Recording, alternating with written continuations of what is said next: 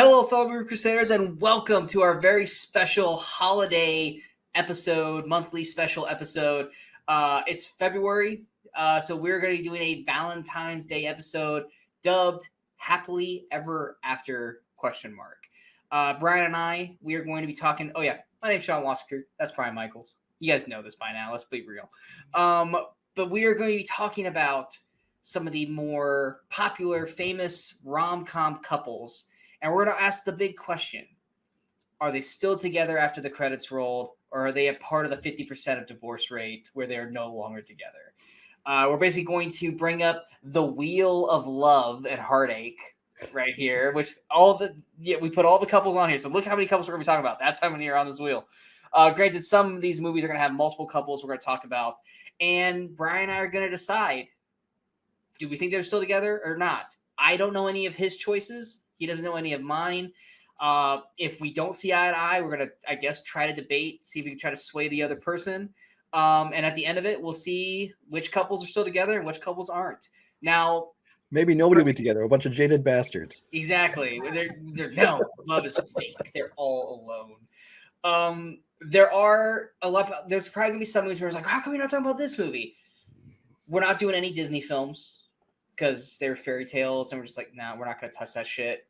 There are some other movies like Enchanted where like they're literally making a sequel, so we already know that that's kind of doing that. And then there are others like Sleepless in Seattle, where we're like, you know what? They're also in You Got Mail. Let's do You Got Mail because we both like You Got Mail better than Sleepless in Seattle. So there's going to be some choices. What? Don't go making that blanket statement. That's why we picked You Got Mail. Sleepless in Seattle is the better movie. No, it's not. You Got Mail's a better movie. But all right, we're already off to a good start. I think, but there are some like that where I think for that one we decided our choices for them are probably gonna be the same for both movies. So we're just like, let's not waste time talking about the same movies because they're basically the same characters for the most part. So there might be some where you're like, where's this movie? And either A, like The Notebook, they literally you saw. Yeah, the character died and they were still together. Or Titanic, they literally found each other in the afterlife. And all those is just a matter of, this is already probably going to be a long episode. We couldn't talk about everything. Yeah, exactly. There's only so much, guys. We're already going to be talking about a lot.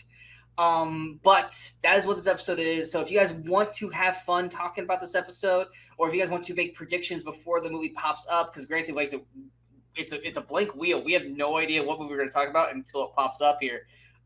This is a fun episode. I'm sure there's going to be some people who are butthurt by our choices, and I'm totally okay with that. But this is a fun episode. Like I said, we're going to be doing something not necessarily like this every month, but something centric around something around that month. Like in September, we're probably going to do something that's dedicated towards Halloween. Then Halloween, we'll also probably do a horror thing. Christmas, we'll probably do a Christmas thing. This is our very first month doing this. A lot of trial and error, but this was something that we thought of last year as like, this would be a lot of fun to do, and here we go. So let's go to the wheel of heartache and love and see what is the first movie we're going to be talking about. All right, the first movie we're talking about is The Mummy. There's Mummy. A rom-com for you. Yes, and yes, not necessarily a rom-com, but come on, when you guys think of a couple, I mean, you got Rick and Evie or Evelyn, and yes, we are talking about Rachel Weisz, not Maria Bello, because we try to pretend that Maria Bello was never Evie. It's the same character. They're not really the same character. This was a pretty simple one. They are 100% still together. This is a relationship that was built on an adventure, and even after the adventure ended, and technically in the third film with Maria Bello, they were. I feel like they still were a very good couple. I think the Maria Bello, they were kind of not necessarily really together during that one as strongly, but if it was Rachel Weisz and Brendan Fraser, they're 100% still together. What are your thought process on that? You asked me after the first movie, and I think there's still a big question mark there. Because I mean, yeah, they had chemistry and stuff, and they were together, but who knows where that's going to go from there? But when you have the second movie where they've been married, they have a kid, they still have this great relationship, and the third one, the kid's grown up, and they're still together. That's an easy pick. Yeah. So they are definitely happily ever after. Let's go back to the wheel and see what our next film is. Easy A. Wow, you knew that before it popped up on for me. Oh, it's a delay. Sometimes there's a delay on StreamYard. Yeah, so Easy A, we are talking about Olive and Todd, Emma Stone, and oh god, what's the actor's name? He's on You. I'm trying to remember what his name is in real life. His name is Penn something. Penn Badgley. This is a little kind of peek into my thought process on most of these. I am not the most positive in love with high school films. I feel like there's a good chance that most of these high school romances won't last. But this is probably the one that I actually do think that probably they could still be together. I feel like Olive and Todd's relationship was just starting at the beginning of the film, but it was also throughout that film you could tell that they had always had feelings for each other, but they just never went for it. And at the end of the movie, they finally both just kind of embraced it. And I feel like those two characters, the way they were in the film, this is a relationship that I could see blossoming into, marriage, kids. But honestly, if their relationship is even 20% of what it is with Stanley Tucci and not Patricia Clarkson. Clarkson. Then possibly the best parents of any rom-com. Yeah, they already are succeeding. So to me, I still have them together. What are your thoughts? I disagree on this one. Disagree. It's a high school romance. If you ask me if they're still together, a month later or something, a year later, maybe. But do I think they live happily ever after? So few high school couples end up together in the end. And while I think they probably had a good relationship, I think that maybe once they went off to college or things, I think they grew apart. I don't think they're still together. Did you don't think that the parents would have any kind of input in this to help her out? Because I feel like I love the parents. The parents are the best thing about that movie. They're a great couple. I love them. I feel like though after the whole ordeal of that film, though, that their relationship's even stronger and they just start out. But I feel like with all the crap that Olive goes through and Todd kind of being there for her throughout the whole thing, that would make it stronger, that the college stuff wouldn't matter with that. It really comes down to the high school thing. It's like, I just don't think that they're still together like for the rest of their lives or whatever. If this is a couple that had like met like their junior, senior year of college instead of high school, I'd say yes, there's a super good chance that they're still together. They went on and got married and whatever. But I just think so much changes in college, so much, new people, new experiences, people grow in different directions. I don't think they're together anymore. All right. I will, for the sake of argument and the sake of like how many people were probably going to be on positive on stuff, I will side with you on that one. I will give you Easy A. That is probably my only high school one that I was actually like positive on. So your argument, I'm going to use for like 90% of the high school kids. I'm sure she can come back later like, I gave you Easy A. You got to give me this one. Exactly. Let's go ahead and go to the next one. By the way, do you want the sound off on this wheel? It doesn't matter to me. Grosse Point Blank. One of Brian's more favorite films. Brian, you go first. What are your thoughts on Martin and Debbie, played by wow, I am blanking on all the actors' name. Minnie Driver and John Cusack. This is a little bit of a hard one because it's like, okay, in this case they were high school sweethearts, but then didn't see each other for 10 years, whatever it was, and then now they're back together again. But I mean, he's got a pretty extreme career that kind of gets in the way, and maybe she's not with it and all that kind of thing. Now, if wasn't during the movie, yeah, but if he truly decided to get out of that line of work like he supposedly was, and I think because they had that basis in high school and then reconnected later here, and it seemed like they really had good chemistry, I think they are still together. I told you there was one movie that had an asterisk. That was a hypothetical, and it was this film. Mm-hmm. And it's literally the exact same thing you just said. If Martin is no longer a hitman, yes, they are still together because of their past. If he is still a hitman, I don't think she would be able to handle it, because even at the end of the movie, she's not okay with his killing.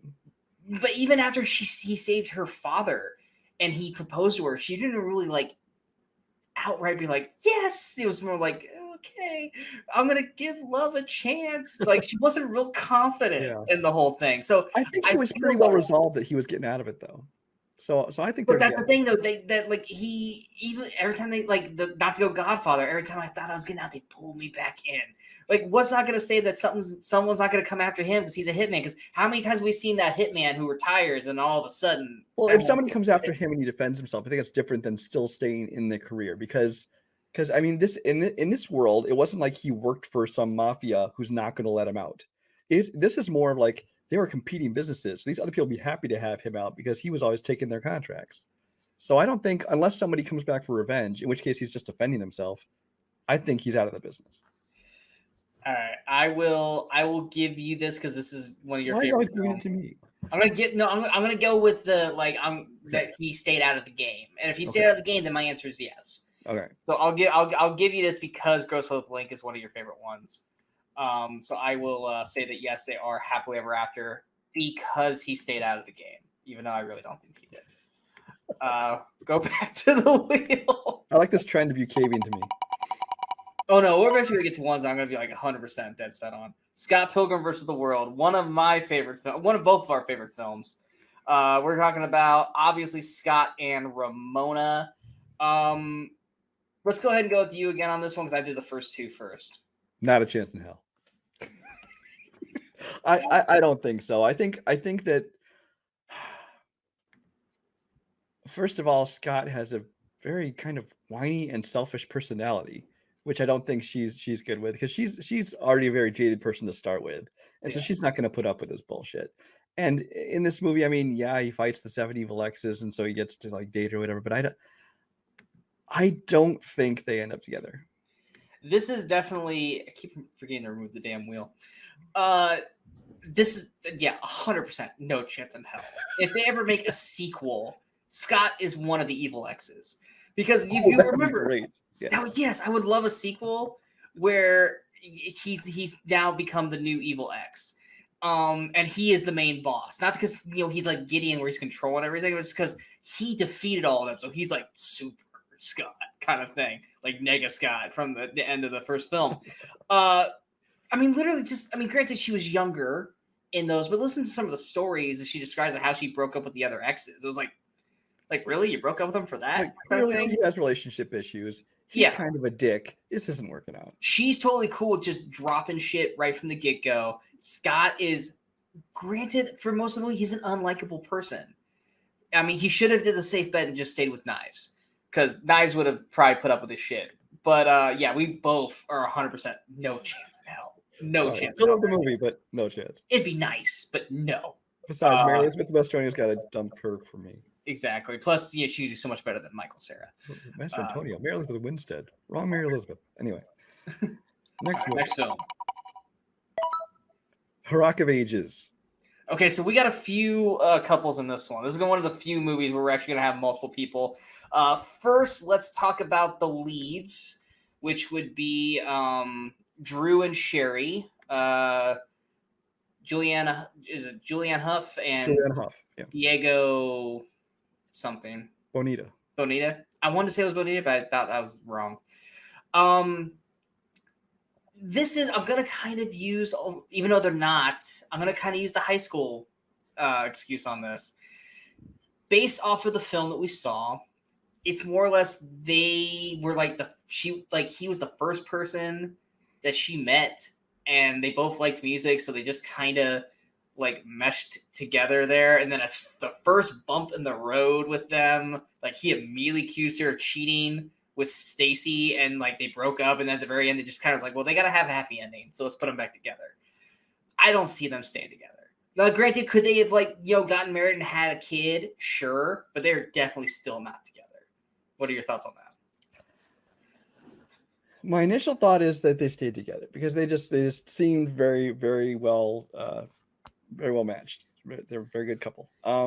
So I was all for them together. Now you said something actually which might help turn me your direction, which is that she came off the bus and he was like the first person she met, and so it's like, was that just? It's almost like a rebound person, It's like, is that what are the chances the person you meet is going to be? Now granted, it's a movie, they have love at first sight, things like this, but is that the person? And then you add in the fact also that if he's supposed to be this big rock star, he could be on the road doing who knows what with who knows who. Plus, she's probably gonna, be jealous of him, that kind of thing, and vice versa. Eventually, something's going to happen with groupies or whatever. I can't think of a lot of rockers who have stayed with their first wives or whatever. So I would have said yes, but you know what? I'm going to give this to you and say no. Yeah. I mean, the only ones I can think of off the top of the head is A Star is Born, and we all know how all three of those versions ended. But technically, they worked together until the very end of that point. So next, we're going to talk about Stacy and Constantine. Or Constance, not Constantine. So Tom Cruise's character and Marlon Ackerman's character, who got together at the very, very end. Once again, not to go jaded with this, I don't see Stacy staying faithful with her, No chance in hell. Especially with her perm hair. If it was like Marlon Ackerman with her hair and her being like kind of Marlon Ackerman like, I could say like, oh, he would stay with her, but like. The Constance character is like, I didn't believe this. I kept thinking at the end of the movie that he was eventually going to get back with Catherine Zeta-Jones because it seemed like there was something going down that track. And then it's like, oh no, we're going to stay with Constance. I was like, there's no way. That's kind of was she pregnant at the end? Who? Constance? Yeah. I don't think so. For some reason, I thought I saw a shot. Anyway, either way, it's the same. I agree with argument. It's the same argument as like he's a rocker. There's no way he's gonna stay faithful. Yeah, I mean he already has a history of like all this womanizing and things like that. He's not just gonna suddenly settle down. So I agree with you.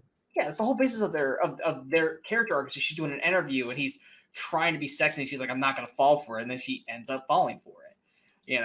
And then there's our third couple, Lonnie and Dennis. Russell Brand and Alec Baldwin, who through thick and thin decided, I think we're gay. Let's be a couple. 100% yes. They're still together. They're still running the club, and they are as happy as can be, except that they've changed their hairdos up now because, it's probably modern day. I 100% think Lonnie and Dennis are still together. I agree. If it was like some guy he met during the course of the movie and they decided they were in love and hooked up, maybe not. But these are two guys who clearly have been working together for a long time. They knew each other very well. They just finally decided they can't fight this feeling any longer. And so I think that they, and they encourage each other to come out and express their feelings. And yeah, they're together. Yeah, it was literally like at the beginning, like, oh my God, how come I've never noticed you before? And then just boom. So absolutely there. Or they both secretly, felt that way, just didn't think the other person did. Exactly. And then they finally embraced, and yeah, that's why they're probably the strongest bond of that whole movie. Let's go back to the wheel. Back to the wheel. Love and basketball. Full disclosure, I'm going to let Sean take this one. I have not seen this movie. Yeah, I added this one at the end because I was asking people at work their favorite rom-coms, and 4 of them all brought this one up like right away, and I was like, oh shit, I totally forgot about Love and Basketball. And then you were like, yeah, I'm not gonna watch this, so this is all you. Well, you spoke about it like yesterday, and I'm like, I haven't seen it.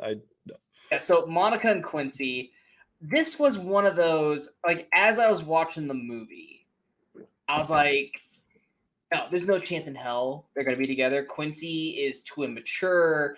Literally, he still kind of acts like 10-year-old, 11-year-old version of himself, where anytime Monica gets the upper hand, he just pushes her down because he can't handle it. But the whole crux of this movie is that Quincy, these are both, WNBA and NBA stars, or actually Quincy never really hits stardom. He tears his ACL, which in this movie they treat the ACL like he just lost a limb and he'll never play in the NBA again, which nowadays you tear your ACL, you're fine in, a year and still have a great career. But at the end of the movie, they have that iconic moment where they play that game of basketball where she plays for his heart. And at that point, with the way the movie ends, I see more of a shift in the relationship and him kind of accepting his love for her finally and embracing it. And plus they have a kid at the end of the movie that they clearly have been together for at least 3-4 years. And just the way they framed the movie in the final scene. I was about 90% of the film. I was like watching, I was like, this is going to be definitely a no. And then that last like 10% of the movie, it swayed me all the way to the other side. Plays a game basketball for his heart. because the whole point of the movie is like they first meet each other because she's like the new girl. She moves in next door, and of course, his father is like a basketball player, and he's gonna be in the NBA and stuff like this, and she's the girl who can actually play basketball. And so they kind of have this like budding kind of like feud. And then, as they get older, like, seniors in college, they both get accepted to USC, they become a couple. And then everything's going great, but she's not a starter. She's kind of riding the bench. He's like top prospect in the country kind of thing. Something happens to him in his personal life with his parents, and she finally gets her starting spot, and she kind of chooses basketball over, kind of hanging out with him one night. And he, once again, acts immature and it's basically like, brings another girl into the mix, being like, oh, you don't have time for me, this girl has time for me, kind of crap. And then they basically separate. And then it jumps ahead 5 years. She's playing overseas pro. He's like been traded like 3 times in the NBA, and he tears his ACL. She basically decides that she doesn't love basketball anymore because he's not a part of it. And he's, basically engaged to like Vanessa Williams. I think it was Vanessa Williams. But he's pretty much decided that he thinks his career is over because he doesn't love basketball anymore. And she's like, I don't love basketball anymore because you're not a part of it. I love you. I want you to be a part of this with me. And like, it's 2 weeks before he's getting married. And she goes, I want to play you one-on-one. And he goes, what are we playing for? She goes, your heart. And he's like, do you think you're going to beat me? He goes, last time we played, you let me win. So if I win, it's because you love me and you let me win. And if you beat me, I'll buy you a wedding gift. And sure enough, he beats her. I'm spoiling this whole fucking movie. He beats her. And she's walking away, and then he goes, double or nothing, showing that he still loved her. And then they flash forward like 4 years, and the WNBA is a thing, and now she's playing for the LA Sparks, and he's on the sideline with their child and all this shit. So yeah, I'll take your word on that one. It's actually a good movie, bro. I'll play a game for your heart. It's a good movie. I don't know why I just brought the wheel back. Let's go to the next. Take it away before the proposal. Take it away. All right, so I really like this movie. We talked about it on the Movie Crusaders. So we got where the hell is the movie? So I can find their names. Here we go. Margaret and Andrew, Sandra Bullock and Ryan Reynolds. Definitely be talking about Sandra Bullock later in the show. Because I did all the love and basketball. Brian, you go first with the proposal. I think no. I mean, the circumstances they came together in were kind of basically under false pretense. They're kind of forced to be together, and yeah, they eventually developed feelings for each other and all. But I think that A, the age difference because she's older than him, and B, the power dynamic where she was his boss. I think that kind of thing is going to create a lot of conflict. And I think that once the honeymoon period wears off, I think they realize it's not going to work. This is going to sound bad. I don't mean it to sound bad. I'm agreeing with you. I think that they will stay together for as long as Betty White's alive. The character that Betty White plays, because of how much Sandra Bullock's character loved Betty White's character. And then as soon as Betty White's character so they're still keeping up the charade until then, is what you're saying? No, I'm saying, but like at the end of the movie, they actively are like, yeah. He says, I want to date you. So I think that they actually, try. And I think it works for the most part because I think she really loves their family. But the Betty White is the crux of this relationship. And I think as soon as she passes, I think they're eventually both just going to be kind of like they were at the beginning of the movie. They're going to get on each other's nerves, and they're eventually going to separate. So I agree. I do not think that they are still together. But that will not be the last time we talk about Sandra Bullock. So let's go ahead and go to the next film. Juno. So we were talking about Elliot Page and Michael Cera. Definitely present day. That definitely been a totally different dynamic for this movie. But this one's 100% hell no. Juno and Polly? Absolutely. I agree. Because I think that, again, assuming the character doesn't follow the same route as Elliot and in transition, then that gets a whole other thing. But Juno and was Polly? I think his name's it's Polly. They were never a couple to start with, and they kind of came together because of the baby and all that kind of thing. the way I look at it is, I think just because of the personalities of them, I think that they go on to become very good co-parents. I do not think they are still together as a couple. They're not even co-parents. She gives the baby away. Does she at the end? Yeah, she gives it to Bateman and Garner. But I thought, Bateman was leaving, or Garner was leaving Bateman. So but she still gives it to Garner. That's yeah, right. she still gives the baby away though. Yeah. I think It's one been of a while where, since we've seen one, so I think yeah, I think it's that one even of those more things where, than there's nothing to hold them together. Yeah, they're yeah, they're totally. I mean, they'll be maybe friends. I think they still stay friends. Yeah, it's one of those things where they go to separate colleges, they drift apart, and they're not together because there's nothing in that movie. I think before the year the high school is over, I don't think they're still together. There's just nothing in that movie that shows me that they would stay together. I mean, yeah, the movie ends with them. If you were saying Michael Cera is not a guy you want to keep, that's the theme of the night. Yeah, I mean, granted, we're not talking about Superbad or Nick and Nora's Infinite Playlist, but even those ones, I'm like, no. Like, I like Michael Cera. I do. This is not a shit on Michael Cera party, but his character has never been believable as a love interest in a lot of these. So, yeah, I'm just not buying him as a. And in this one, it's not his fault. It's Juno's fault. Yeah, she's a very like jaded kind of person. Exactly, and so it has nothing. It's nothing to do with Polly. It's Juno. That's why I think the relationship won't work. I think it's just friendship that was heightened because of the circumstances. But I think now that with no baby involved, they're like, we're just be buddies and occasionally sing songs together, but definitely not married. Kids hook up, maybe use protection this time. Yes. Crazy Stupid Love. All right, so granted, there's only one couple to talk about in this one. We're talking about Hannah and Jacob. Obviously Ryan Gosling and Emma Stone. And no, we are not going to do La La Land because they were not together at the end of that film. So this is their only time they're popping up. You're not doing Gangster Squad? No, we're going to do Gangster Squad. Why don't you go ahead and go with this one first? So Jacob and Hannah. This was a tough one because I think they made a great couple, but it's one of those things where he starts out as such a womanizing kind of person. I mean, he's the one giving tips on how to pick up women and all this kind of thing. Exactly.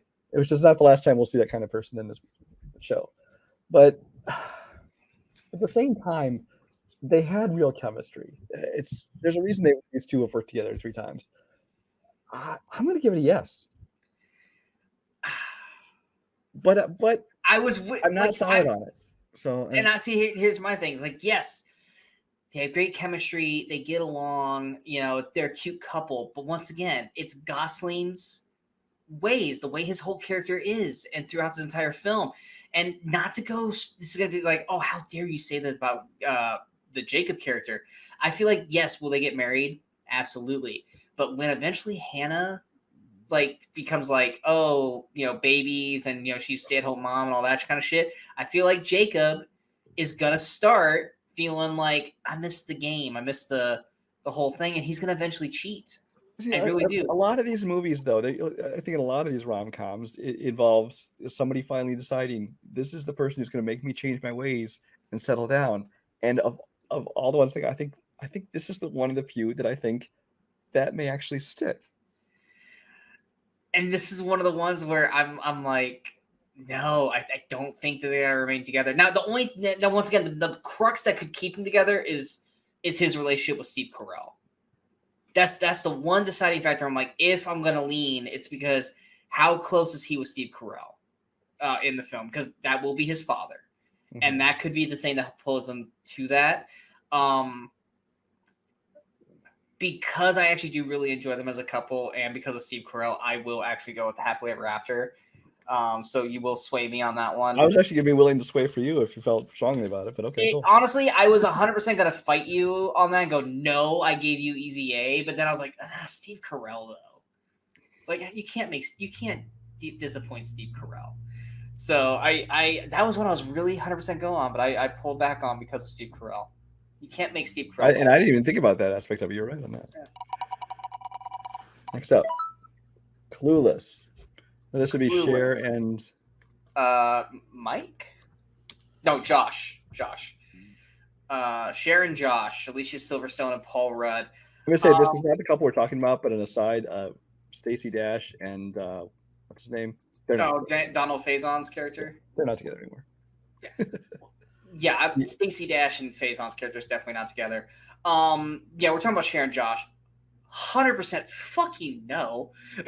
Like, no, not a chance. Not a chance at all. If I was betting, I would put all my life savings on them not being together. And I think you were probably going to agree with that. I agree. I'm not as adamant about it.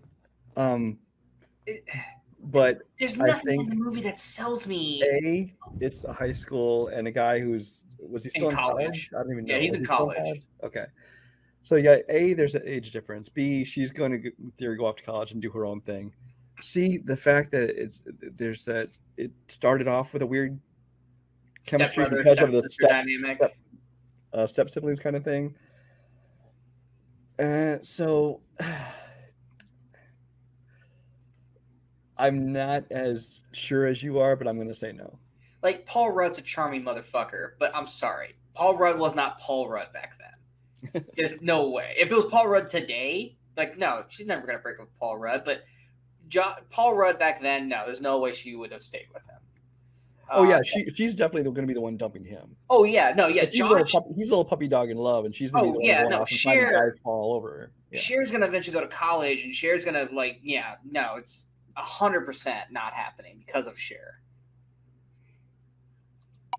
That'll be the next step in our thing. We have to decide who's dumping who. I love you, man. Hey, I love you, man. Back to Paul Rudd again. So we were talking about find the character names here. Zoe and Peter. We're not doing Paul Rudd and Jason Segel? I mean, that's 100% a hard yes then. They're totally still together. So Zoe and Peter, to me, this is a pretty easy one. I'm 100% yes, they're still together. I mean, they get married at the end of the movie. The biggest thing for them was once I feel like there was nothing in the relationship that wasn't working. It was just she was so that the big crux of the film was that she wasn't used to him having someone he was giving all his attention to. Which he was so needy because she was his everything. It's like, you need to have a life outside of me. Yeah. And then once they kind of had that figured out, I feel like there's nothing really stopping them now. Everything's going to work out perfectly for them. I feel like their characters mesh really well, and he needed that outlet of somebody else, which he has with Jason Segel. So I really don't see anything keeping these two from not being together. I agree. I think that I'm pretty certain they're together. If they did ever break up, she would definitely be the one dumping him. But yeah, I think they're still together. Yeah, he is still slapping the bass with Jason Segel. Slapping the bass. Yeah, man. Why do I always sound like Jamaican? Or no, was it a leprechaun? Why do I always sound like a leprechaun? I love that movie. Next up, The Happiest Season. All right, The Happiest Season. So this one came out a couple years back. About 2 years. Just over a year ago, because it was the Christmas before this past one. Yeah. Yeah. So we were talking about Abby and Harper. So Kristen Stewart and Mackenzie Davis. How can you Mackenzie Davis. I was like, I couldn't remember the last name. I was like, it's Mackenzie. Yeah. Yeah. So this movie, I remember being so excited for this movie because Dan Levy's in it, and I love Dan Levy, and I like the cast around them. But I'm sorry, by the end of this film, even I was wondering why these two were still together, because I didn't even buy them staying together by the end credits. I felt like Aubrey Plaza's character was a perfect kind of counterpoint to the other character. I felt like Abby and Harper were just not a good match by the end of the movie. That was part of my review. I was like, at the end of this movie, I was like, part of me wondered why the fuck they stayed together, because I felt like they should have broken up because they were not the best couple together. So I'm a hard no on this one. I mean, they seem really in love at the beginning of the movie. At the first obstacle they had, they basically fell apart. But it was because she was hiding who she really was, and now she's able to express and be open with everyone. No, I'm not saying definitely yes either. I'm still thinking this through in my mind here. But it's like I want to say yes just because of that relationship they had at the beginning, but also, and you'll find that this is kind of like Michael Cera. Kristen Stewart's personality does not lend itself well to relationships. I'm sorry. But to me, it wasn't Kristen Stewart. It was Mackenzie Davis's character and her family. It was Kristen Stewart, I think, was completely fine throughout the whole film. It was Mackenzie Davis's character and her family that by the end of the film, I was like, dude, Kristen Stewart deserves better. She deserves to be with Audrey Plaza. So I would lean towards yes, they're together. However, I do not feel strong on that, so I will give in to you and say this one can go in the nope. That's right. You seem very certain on your opinion. I'm 100% certain because there was never a part of that movie where I was like, why the fuck are they still together? That was like I said, that was my main problem with that movie as I was reviewing this. It's like you're supposed to feel happy about this couple. By the end of the movie, I was just like, no, they should not be together anymore. Hitch. All right, so Will Smith and Eva Mendes. Eva Mendes. God, I miss her. She's never on anything anymore. I think. Blame Ryan Gosling again. What? Blame Ryan Gosling again. Yeah, because now she doesn't have to work. I think with how this movie ends in the final act, they are still together. Will Smith, once again, we got a womanizer or someone who has the playbook on how to get any on. Actually, I totally forgot. I was also going to do Kevin James and what's her name? Amber Valletta. Those two as well. Albert Allegra. Yes, Allegra and who? Allegra and who? Albert. Okay, yeah. So those both of them as well. I think Hitch and Sarah are definitely together. I think that they counter each other perfectly. She challenges Hitch and Hitch is by the end of the film kind of realizes his BS and admits to his faults, and I think that they'll work together. Now, in terms of Albert and Allegra, no chance. Because it's Kevin James. And because like any Kevin James film, he's way out of his league. He's punching out of his weight class immensely. Yeah. So yes, Hitch and Sarah, yes. Albert and Allegra, no. Albert and Allegra, no. Hitch and Sarah, I see. Like this is funny because on the Ryan Gosling, you talk about the womanizer. He's going to go back on his ways. The first time. But see, here's the thing with Hitch, though. I'm going to defend this a little bit. Hitch himself wasn't necessarily a womanizer. He helped guys try to get with the woman that they loved, not to sleep with a bunch of women. Because there's the one character played by Jeffrey Donovan who just wanted to use Hitch to sleep with a bunch of women, and Hitch nipped that in the butt right away. All right. Hitch's whole get up was that he was heartbroken and he was afraid to love someone again because he didn't want to get hurt. Right. And Sarah was the first person that got him to that point. You're right. I'm going to give you that one. You're right. So, yeah, poor Kevin James, no love for you. Will Smith, all the love in the world. Tell you what, Kevin James, you pick somebody more in your league, we'll say yes. Exactly. Her acting like, I'm dorky, just like you. No, you were not the same. Just friends. Speaking of dorky, Ryan Reynolds back up to the plate, this time with Amy Smart in Just Friends, Jamie and Chris. This one is, once again, just based off of the history they had and their friendship, and then the way the movie ends. I 100% think Jamie and Chris are still together. What are your thoughts? I agree, because this is like you said, this comes down to they had this basis already when they were younger, and when he wasn't like this, hot guy who could get any woman he wanted kind of thing. They already had emotions for each other, whether they, in the one hand she didn't admit it at the time. But I think that because of that basis they had and the way it ends, I think they are still together. And then they could also make a sequel where the tables are turned, and because they, she becomes kind of like the heavier set one. He's still Ryan Reynolds, but he still loves her the whole way through. It's all about like women with babies not being attractive anymore. Wow. That is not true. But no, because Ryan Reynolds has loved her from day one. And so it doesn't matter with Ryan Gosling. It was just like, That's twice now you said, oh, a woman gets fat. I don't know if they're together anymore. No, I said they should do a sequel where he still loves her. No one would care to watch that. So it's like, dig out of this. Spin the wheel, Brian. Shut up. I don't even dig out of it. Shut up and spin the wheel, Brian. I still said they were together no matter what. True romance. Okay, first of all, we have to clarify. We're talking about the cut where he lives, because there was one version of the movie where he died. Yeah, but the theatrical version he lives. So, you go ahead. This is weird because they meet under weird circumstances. They get married like that next day, And then they just go through and clearly, hell. and everything's like goes to hell after that. Yeah. But at the same They time, had a kid at the end. they both seem like the kind of personality who they really just pour themselves fully into this relationship. They seem in love. They had a kid at the end.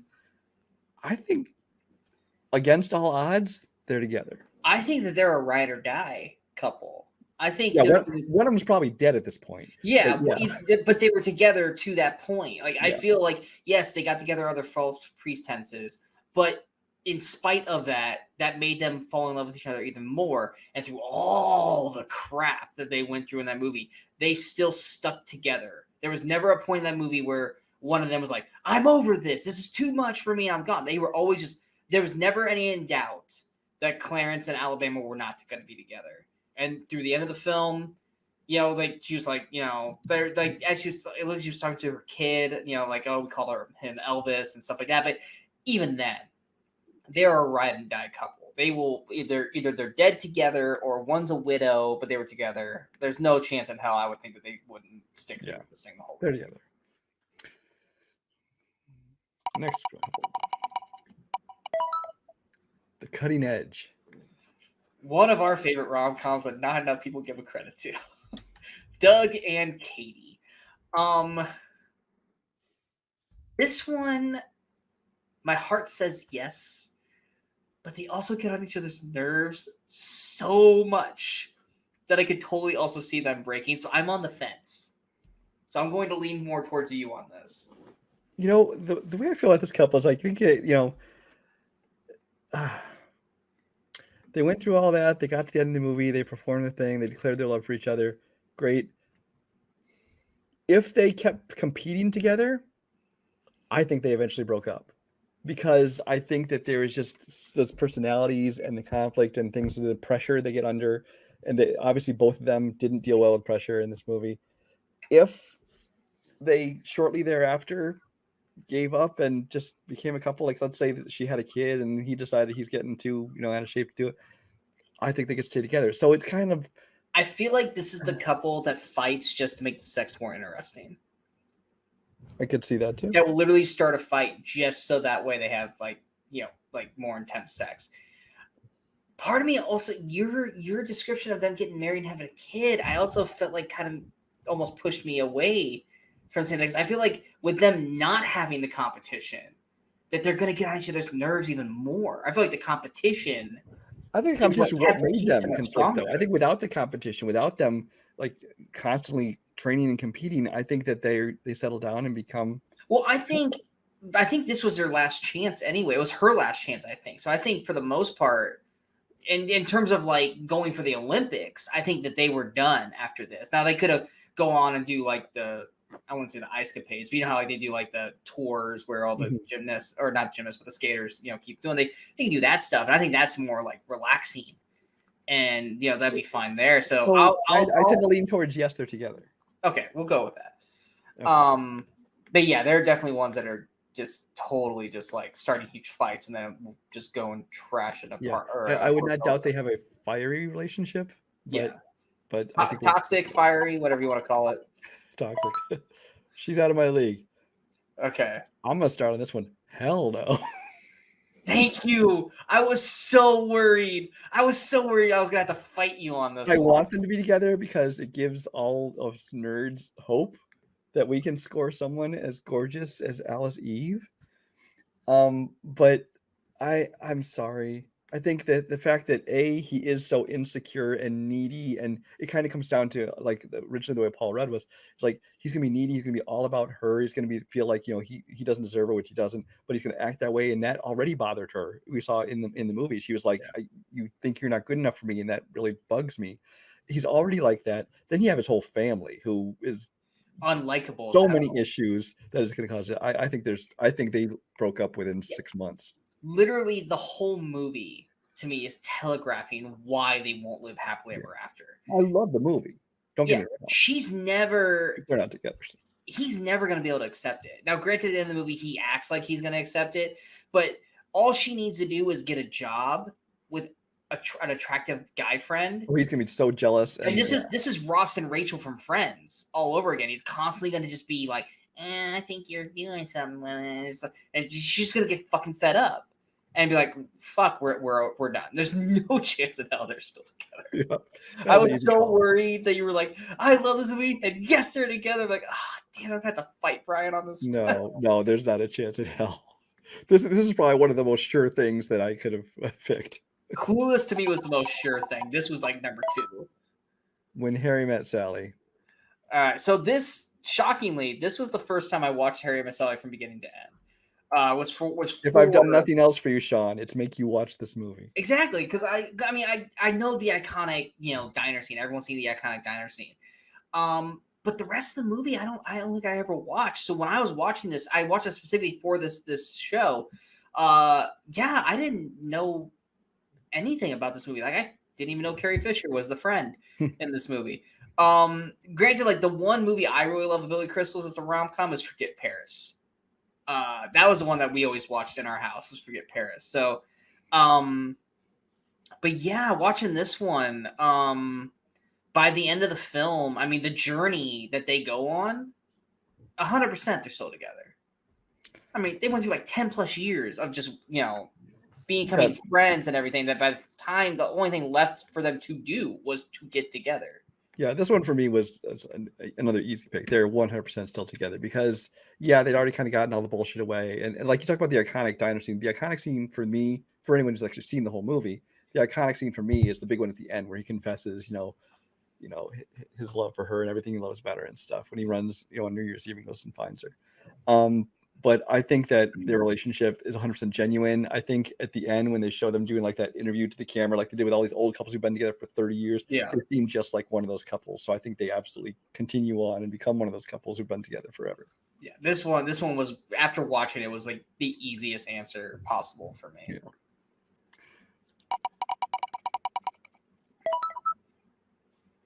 Wedding Crashers.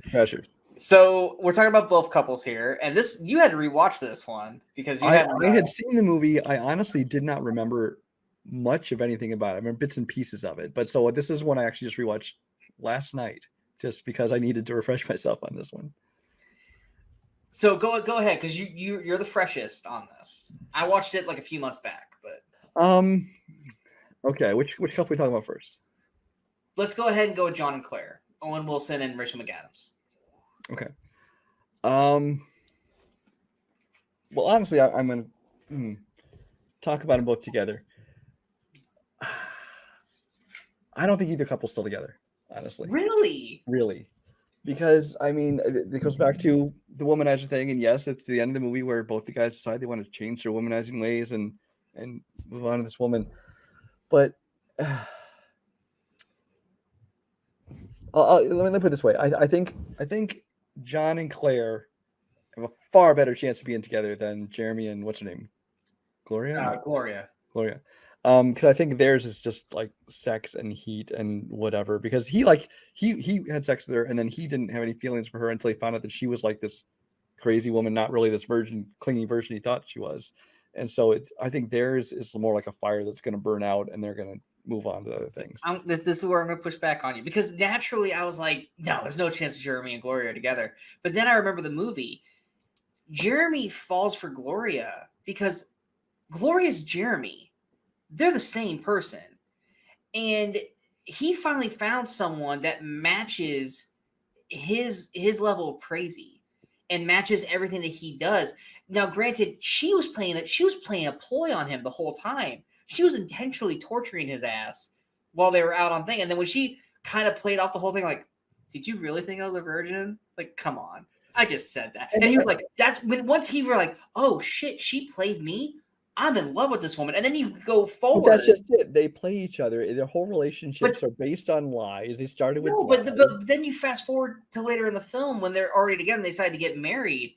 They work so well together that they make sense. They're each other's person in that way. They match each other's crazy. And here's the other reason why I think they're still together. Because anytime anything falters, they literally have John and Claire. Claire and Gloria are sisters. They're going to have each other's back. John and Jeremy effectively are brothers at this point. they're gonna have each other back. They have this like pretty much this community of couple that they're gonna remain strong because they have each other. If they didn't have that, yes, I could see Jeremy and Gloria eventually probably not working. John and Claire is a typical But I think if there's one rom-com couple falls situation. apart, it's going to put strain on the other couple. The other couple falls apart with them. But the problem is that with John and Jeremy, I don't see that happening. And Claire and Gloria, granted, we didn't get to see much of their sisterly, togetherness in the film. But I feel like because of John and Jeremy, they're gonna do if there's ever a remote chance that something's starting to sway negatively, they'll come up with some kind of scheme to get the shit to work together. And that's why I think that they will. Both couples will stay together because they have teamwork. I will give you this one. I'm not 100% in agreement, but I could see it working, I guess. Bob the Good News deserves love too. All right, let me update the board here. Okay. A lot of slices left. It's Isla Fisher. Vince Vaughn will go through a lot of shit for Isla Fisher. There's a lot of slices left on this wheel. Over how many minutes? Okay. It's actually not that bad. 13 going on 30. All right, 13 going on 30. So we are talking about Jenna and Matt. I feel like this is a pretty easy one. Based off of the story that we got. I mean, Matt, this is kind of like Just Friends. Matt was in love with her pretty much their entire lives. And once Jenna grew up to be 30, she still ends up falling for Matt. So when she goes back to being 13 again, her first thing is to go and find Matt. There's literally never a part in this film that made me think that they would not stay together or be together. So I'm a hard yes on this one. Except that then you're talking about this 13-year-old relationship and trying to say, are they still going to be together when they are 30 if they were together back at 13?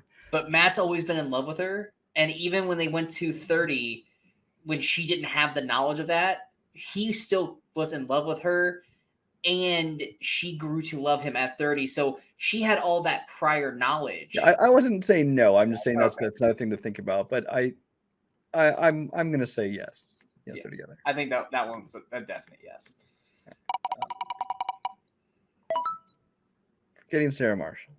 Okay. I feel like we're going to argue on this one. So we're talking about Peter and Rachel. I love this movie so much. I would be sad if they weren't together. I feel like Rachel will push Peter out of his comfort zone. And granted, if it wasn't for Rachel, Peter probably never would have finished the Dracula musical. I feel like without Rachel, Peter would have just been basically what he was during the breakup. I think they better each other.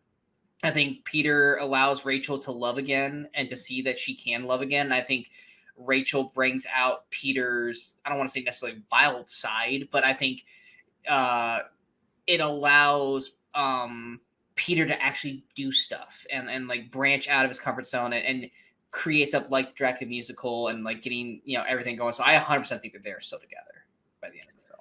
I think Peter obviously is a guy who throws himself 100% into a relationship, and he's going to be, so if this relationship ever ended, it would be her dumping him.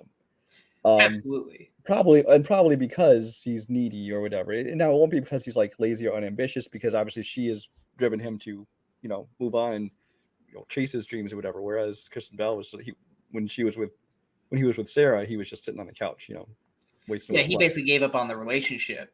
Yeah, but I mean, granted, if you look at the flashbacks of the film, it's not like Sarah really treated him that great. Yeah, so I mean, if the relationship ever ended, it would be Rachel dumping him. But I think they are still together. See, all the ones you expected fights on, you didn't get. I just, for some reason, did not think that you were going to give me Forgetting Sarah Marshall. I felt like I was really going to have to fight you on that. I didn't think Wedding Crashers. That's the weird thing. Well, if Forgetting Sarah Marshall, it's like, well, if Sarah comes back again, and one of these times, will he finally decide, no, I still have feelings for her? But I think I think by the end of that movie, he pretty much locked himself in that he didn't care for her. I think by the end of that movie, I think he yeah. I mean, get a little crass, his dick wouldn't even get hard for her. So I think that's pretty much the end of the relationship. Which we can't get hard for that. I'm sorry. Nope. Nope. Next. Nope. You don't think they are? No. Oh, I think they are. She literally killed herself and became a vampire to be with him. So I actually do think that they are still together. That or one of them's dead. Only through some kind of vampire enchantment or something. Here's my problem with Twilight. I don't believe these characters or their attraction or I relationships. don't either, but I'm at going all. based off the story. Based off the story, I think Bella and Edward are together, and I think Jacob is still pining for the daughter until she becomes a baby. Which is creepy as shit. Oh yeah. I can't have you. Oh, let me have your little baby daughter there. I think if Bella had never turned into a vampire at the end of the movie, then I'd be inclined to go, no, there's no way. But as acted and performed and written, I would say hell no. As strictly story wise, I'd be willing to say yes. Yeah, I was just like saying, as soon as they killed her and she became a vampire, I was like, dude, she's like Vin Diesel and Fast and Furious. She's family now. Like she's locked into that shit. She ain't getting out of there. All right. What if? One of Brian's favorite rom-coms. We are talking about both couples here. We are talking about Wallace and Chantry and Alan and Nicole. Go ahead with whatever one you want to talk about first. I'm going to say both couples 100% yes. Because as Adam Driver and Mackenzie Davis, perfect for each other. I never doubted for a moment in that movie that they were completely in love. You could see it. I mean, they get married at the end, or they get married in the movie, and it's like I completely 100% believe that they are still to this day not only together but still just as passionate and crazy in their love. As far as Radcliffe and Zoe Kazan, what are the character names again? Sorry, Wallace and Chantry. Wallace. I think 100% yes on them as well. It seemed genuine. It over the course of the movie, you kind of see how the relationship grew, and it wasn't just like a temporary attraction kind of thing. So I think yes. I don't think Alan and Nicole are still together. Really?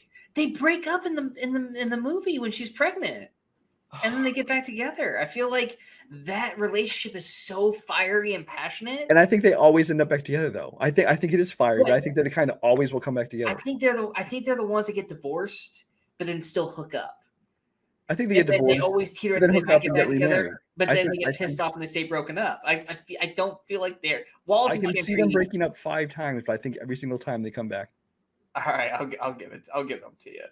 Wallace and Chantry, yeah, 100% they're together. That's no question. But yeah, Alan and Nicole, I feel like they're just like this dynamite that's just gonna go off, and heaven forbid anyone in their path. But it was never like dynamite, like arguing or anger or anything. It was always not that we saw on screen, but then when we would get one of them away from the other, we would at least Adam Driver's side.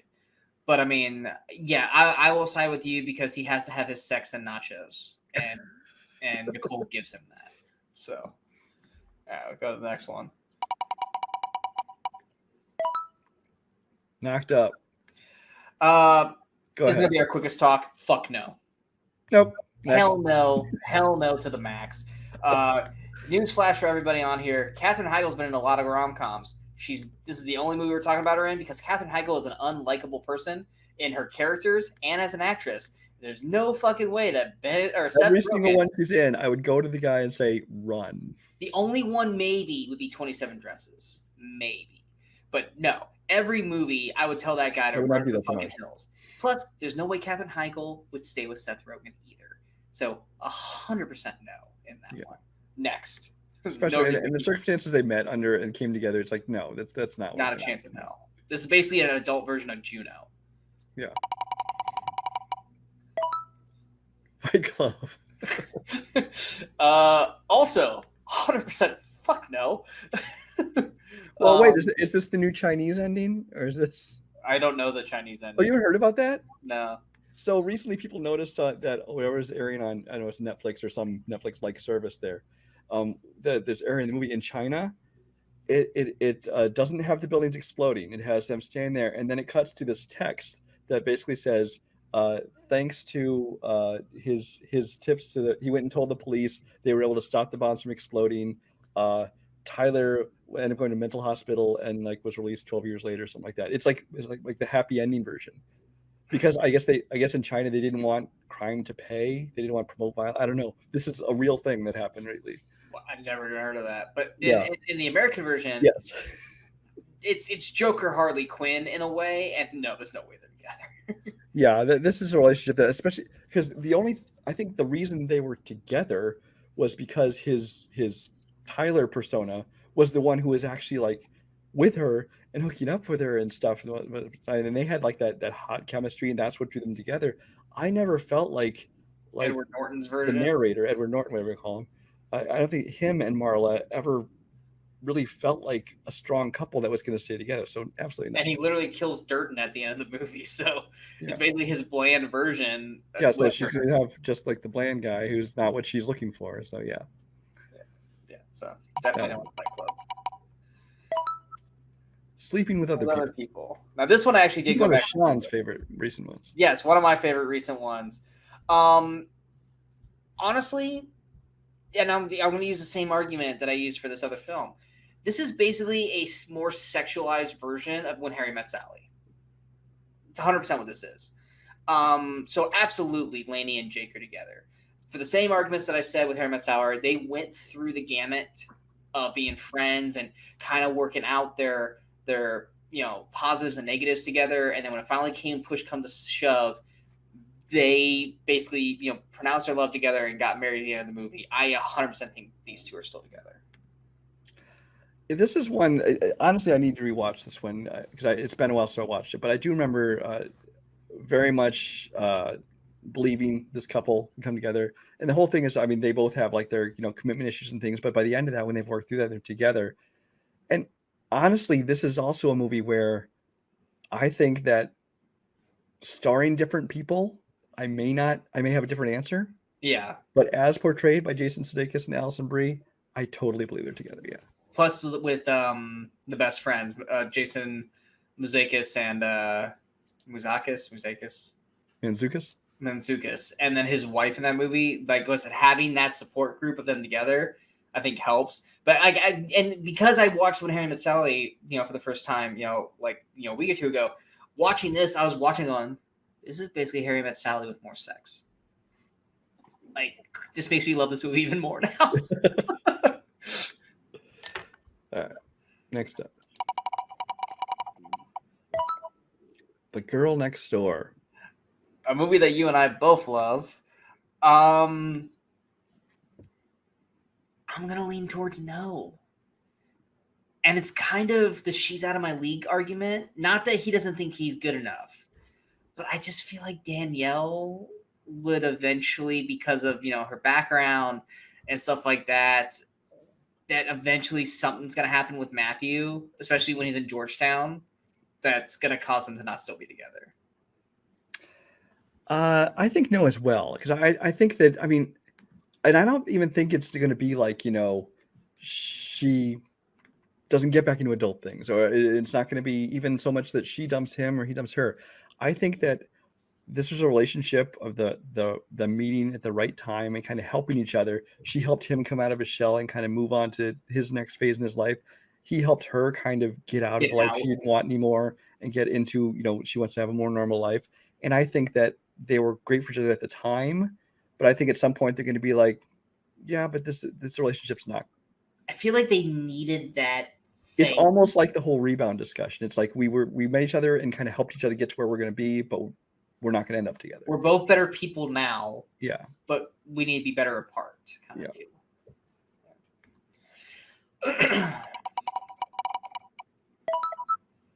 Dirty Dancing. There was a lot of people at work when I told them about my thoughts on Dirty Dancing. They were not happy. And that is, Baby and Johnny are definitely not together still. This was a summer fling that eventually probably went nowhere. Because I guarantee you, when they saw each other again, we don't know them anywhere outside of this one summer, and only a couple weeks of the summer at this country club resort, whatever it is. He obviously has other things going on in his life. There's an age difference there that they never really talk about, because she's still apparently a rather young high school kid, and he's clearly much older than her. The father was already against it to start with. I think that once they go back to the real world, I mean, he's still working at this club. Do they see each other the rest of the year? I don't know. But I think once they get back to the real world, I think that they're not together at all. Yeah, there's no way they're still together. Like, he's clearly gonna hook up with somebody while she's gone, probably get a girl pregnant. She, because of her posh life, will probably meet somebody in college that's probably more her style than him, and they'll always have that summer there kind of thing. But That's what it's gonna be. Is we always have that summer. That's all it's gonna exactly. be. Set it up. This is one I went back and rewatched recently. Another one of my more favorite recent rom-coms on Netflix. I'm gonna let you go. I'm still on the fence. Now, are we just talking about Zoe and Glenn? They're the only couple at the end of the movie. I think the other two were together. No? Talking about Tate Diggs and honestly, it's been a while since I watched this one. Tate Diggs and Lucy Liu. They break up at the end of the movie. Do they? I don't remember that. This doesn't help your argument at all. It doesn't help my argument at all because there was no way I was going to get to every movie on this list and revisit it because I've seen everything except Love and Basketball. But we're talking about Harper and Charlie, Zoe Deutsch and Glenn Powell. Yes, Glenn Powell, who should have been Goose's son. This is another one where I think that they were a believable couple in the movie. When it comes down to whether they're still together in the future, I can't say 100% either way. But this is another one where I think the chemistry between them, and again the performances as performed by Zoe and Glenn, I believe them as a couple, and I think they're together.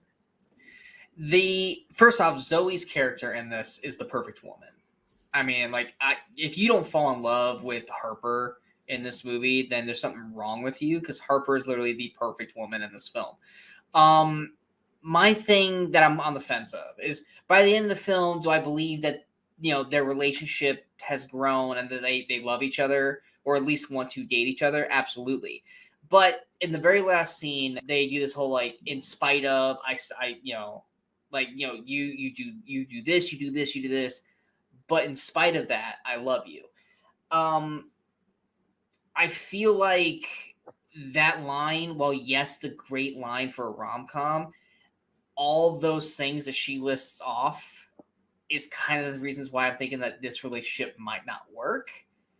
Well, that's essentially the same speech that Harry gave at the end when Harry met Sally. But what I was going to say, but Charlie also kind of shows that he doesn't break up very easily, because he stayed with the model chick and she treated him like garbage the whole way through. So that's where I'm like, I'm right here, because like that her in spite of things, like, yeah, she probably would break up with him, but she doesn't seem like the type that would break up with someone either. So I feel like they would stay together in spite of everything. So yeah, I'm more inclined to say that they're still together. All right. But yeah, that one was like I love both characters. I think you're reading that scene as these are all the things you do that are wrong, whereas the whole point of it is like, these are things that you'd think would throw me off, but they don't. I still love you. I get that, but the things that she listed was like, after in a couple years, that shit, if he's still doing that shit, like, she's not gonna put up with that crap anymore.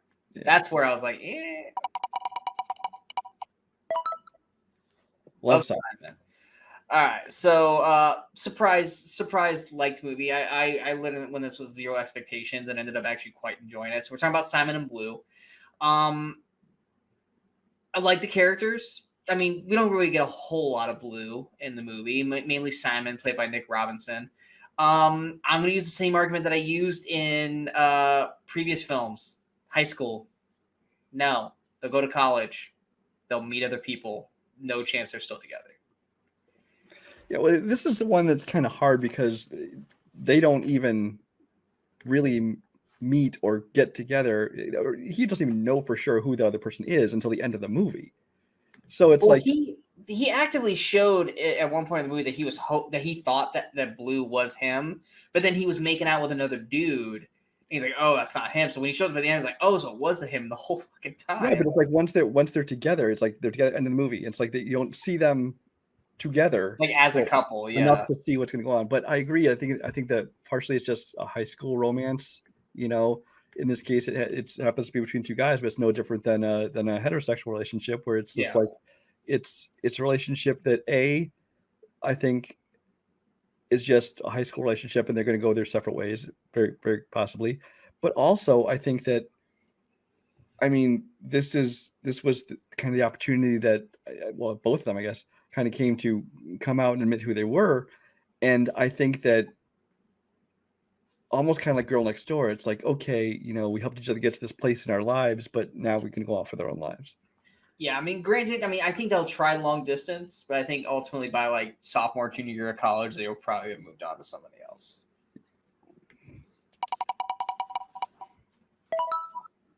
Oh, friend Roger Rabbit. Sean threw some on here that threw me for a loop. Fight Club was one of them, and then this one. They're an iconic couple, Roger Rabbit and Jessica Rabbit. I agree. This for me is 100% yes. Is there any question together? Here's the thing: they're 100% yes because Roger's a cuck, and he's 100% a cuck. And no matter what, Jessica can do 10 guys in the other room. Roger's not going anywhere. Let's be real here. Let's go down the brass tacks. It doesn't matter what Jessica does. Roger ain't going nowhere. Roger be over there running the camera. Can you mind if I join in? No, not now. Go down your rabbit hole. I mean, they're 100% still together. It's like, but it might not be a happy relationship, but they are still together. That's why I put them on here because it's just funny. So I just wanted to work in the word cuck. I totally did.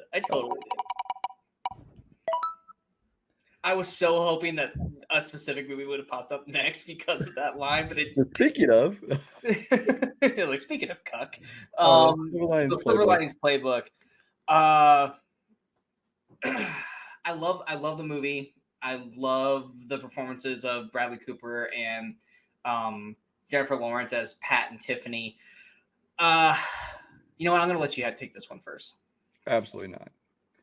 Why? I think that they both obviously have their own issues. They're both very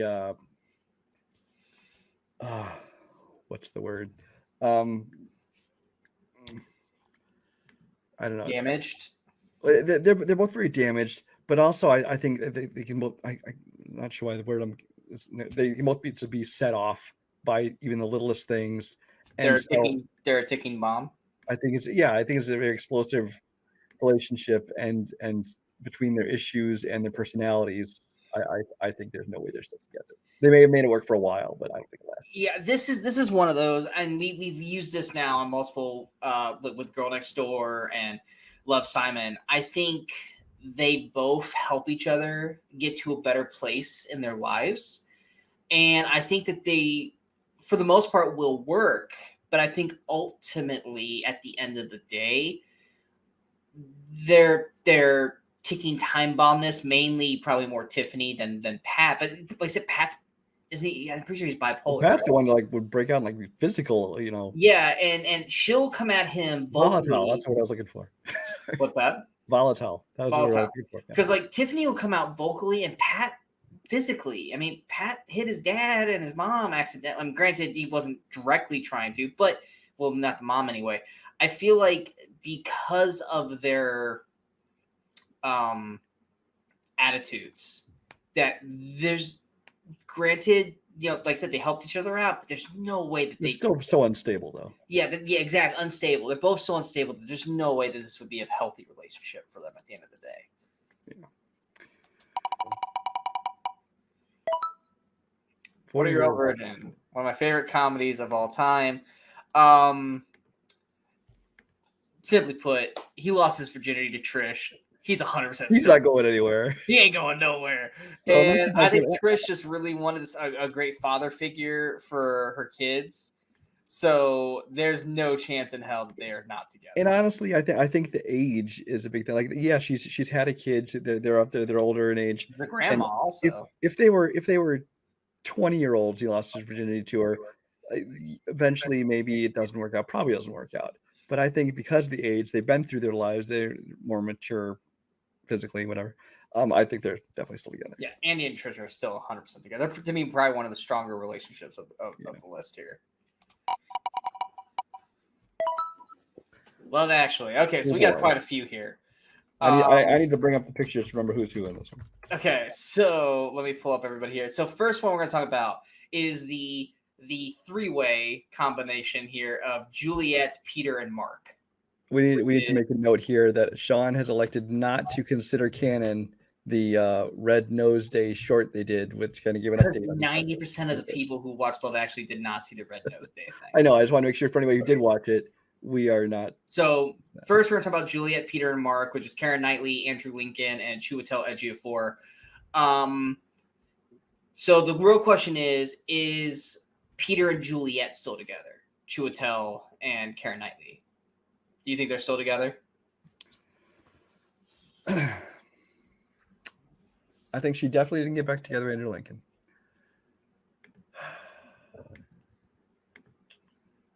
You know, I bought that relationship. I think they're still together. I think she's with Andrew Lincoln. Really?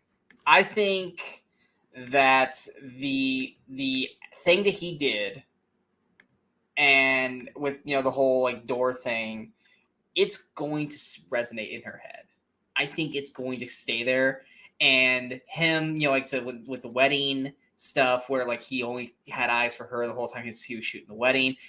There's no way Peter's not going to find out. Peter's going to find out what Mark did. And I feel like, granted, they might stay together for a few years, but when push comes to shove and they start finding a rift, Mark's going to be there. And I feel like Keira Knightley will eventually I feel like Juliet will eventually get with Mark. That is one relationship I see. Because did Peter ever do that?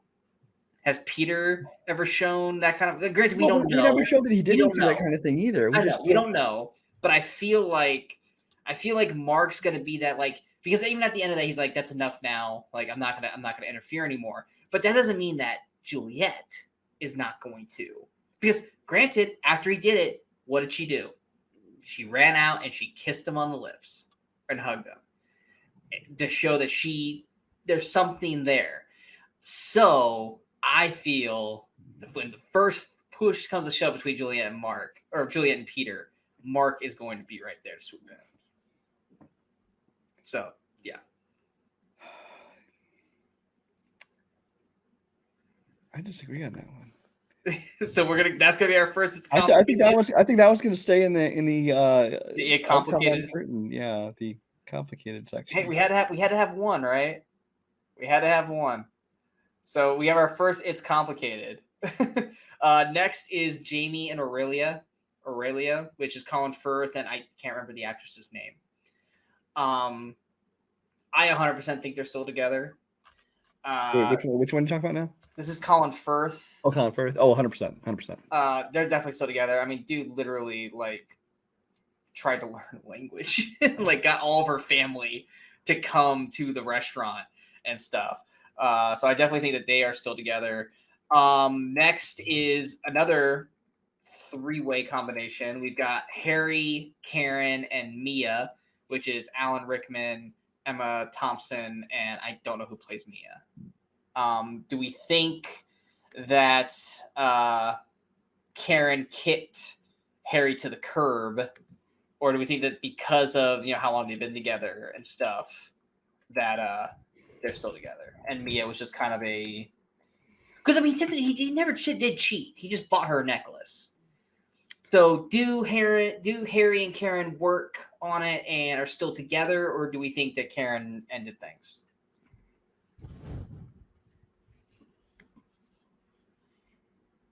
What are your thoughts? I'm sorry. I was thinking this through. I think they ended. Think they ended? I think even if nothing happened, it's like the intention was there, and it ruins the trust in it. Can she ever fully trust him? And who knows if his eyes were wandered again? And it just, I don't know. I didn't feel the same kind of strength in the relationship that would have lasted through that I did with some of the other ones. Part of me thinks that they toughed it through for the kids, but it's not enough for me to like argue for it. Like it's like, yeah, I mean, I don't think he's with Mia. No, it definitely would be. Yeah. So all right, so we'll say that they are not together anymore. Next is David and Natalie. Hugh Grant, and I'm blanking on the actress who played Nat. I'm blanking on these because they ended up not becoming really big actresses after the fact.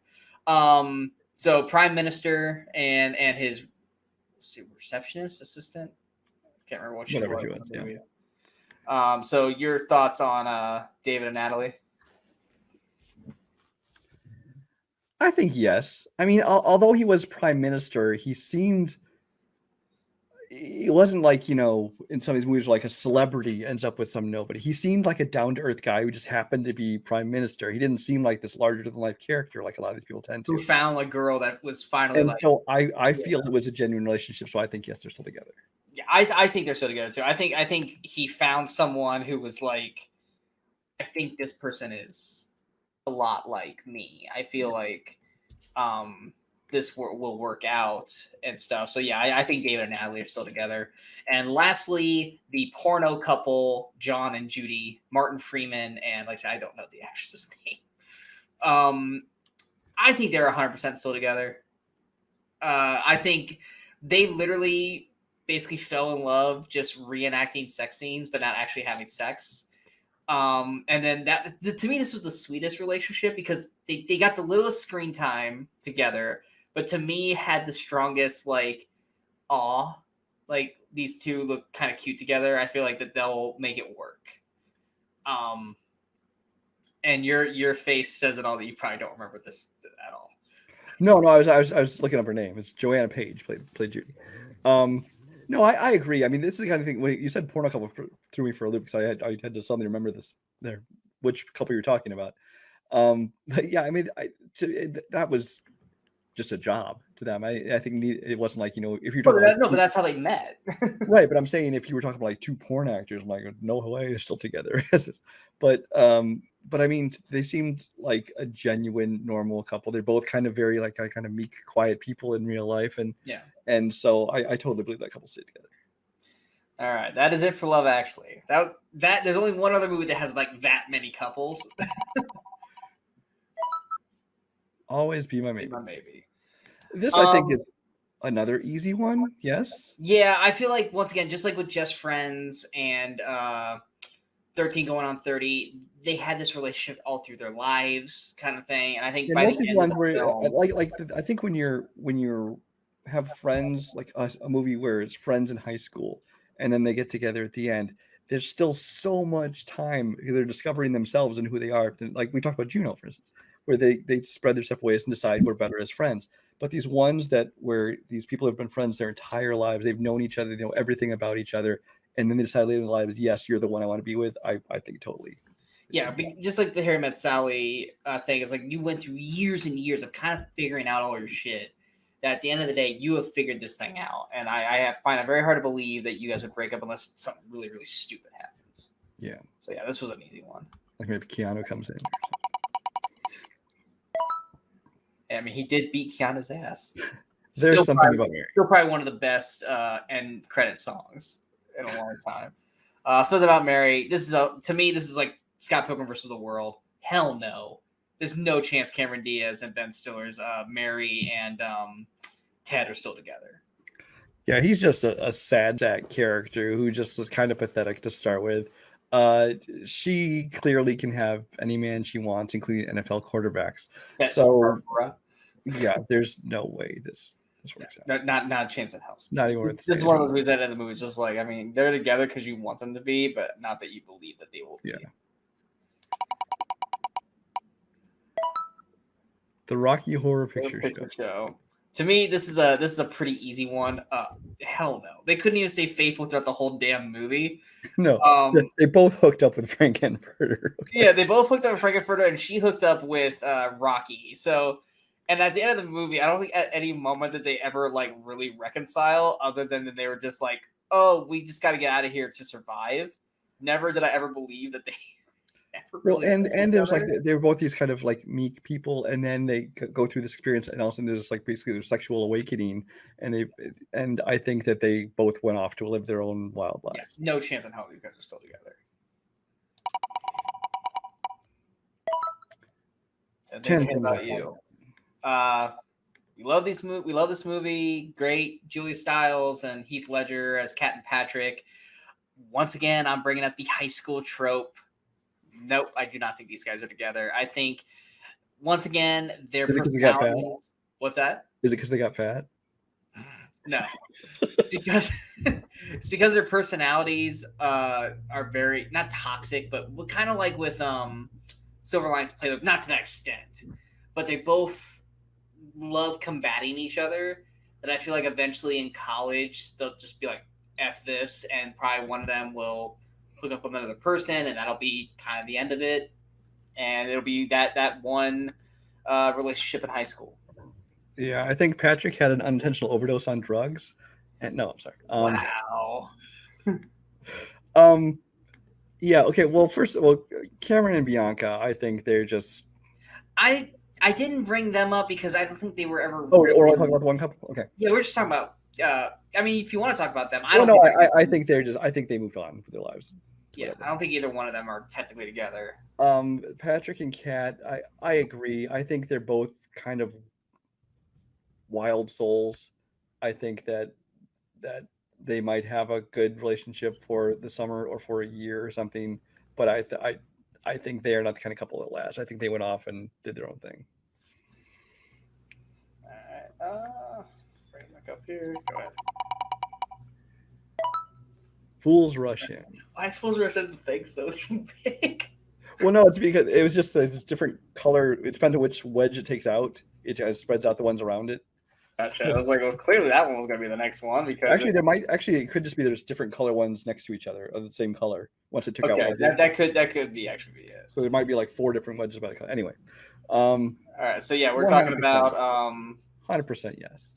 Yeah, Alex and Isabel. 100% yes. I mean, yes. This kind of goes against what we've said before about they kind of met under these extreme circumstances, and was that enough to keep them together?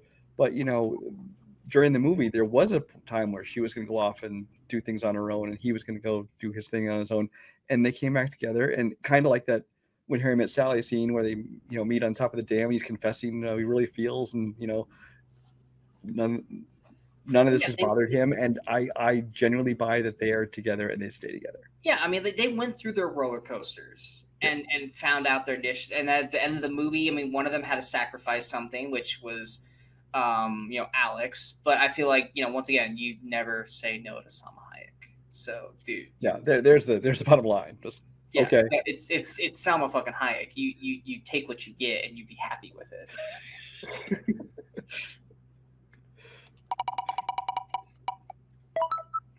Sweet Home Alabama. All right, so this is one of those that I think outside of the last scene, I would probably say no, but because of how the movie ends, I would be I'd be sad if Jake and Melanie still weren't together in this. I think, like I said, they were married, they got divorced, and then through signing the divorce papers, they fell in love all over again.